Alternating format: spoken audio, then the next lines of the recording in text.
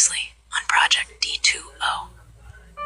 මට ලැබුණු ඒ අමුතුම අසාමාන්‍ය ඊමේල් එක තමයි මේ හැම දෙයක්ම කන පිට පෙරළුවේ. ලංකාවේ දවසට පැය 7ක් විතරක් ඉරපායන අద్භූත ඉසව්වට මැණික්ගල් කන්දට මම පය තිබ්බේ අන්න ඒක නිසයි. සක්වල ජීවීන්ගේ පැහැදිලි සාක්ෂි තියෙනවා කියලා මට මේල් එකක් එවලා තිබුණේ මම කවදාවත් දැකපු නැති කෙනෙක්. ඩොක්ටර් සංගීතා මෙලෝරි. එයාව හම්බ වෙන්න යනවත් එක්කම මේ ගමේ හිටපු අහිංසක මිනිස්සු ඇස්පනා පිටම රකුසෝ වගේ විකෘති වෙන්න පටන් ගත්තා. මේක හරියටම බියකරු හීනයක් වගේ. මේ අභිරහස විසඳන්න ගම ඇතුළෙම අලුත් කණ්ඩායමක් හැදෙනවා. ඒත් අපේ ටීම් එක 343 එකේ හිටපු ගොඩක් අයගේ ජීවිත අපිට සදහටම අහිමි වුණා. ඩොක්ටර් මෙලෝරිගේ ක්ලාසිෆයිඩ් පර්යේෂණ වාර්තා පවා අතුරුදහන් වෙන්න පටන් ගන්නවා. මේ මුළු විනාශය පිටිපස්සේ ඉන්නේ එකම එක මාස්ටර්මයින්ඩ් කෙනෙක්. ඇමරිකාවේ නෝවා හෙඩ්ක්වාටර්ස් වල හිටපු දක්ෂම පරීක්ෂකවරියක් ප්‍රොෆෙසර් අනන්‍යා කොලින්ස්. කොලින්ස් කියන්නේ මෙලෝරිගේ හොඳම යාළුවා වුණත් මෙලෝරිව රවට්ටලා ඒ රිසර්ච් වලින් ලෝකෙම විනාශ කරන්න පුළුවන්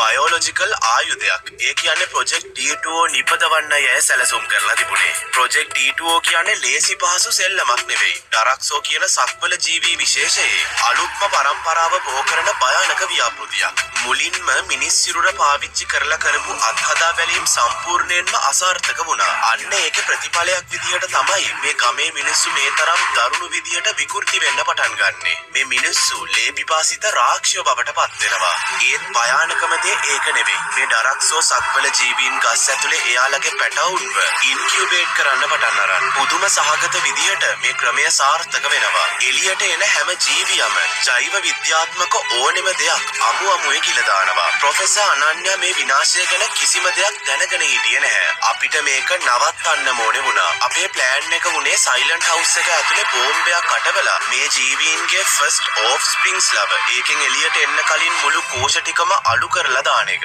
ඒත් අපි හිතපු තරම් මේක ලේසි දෙයක් වුණේ නැහැ.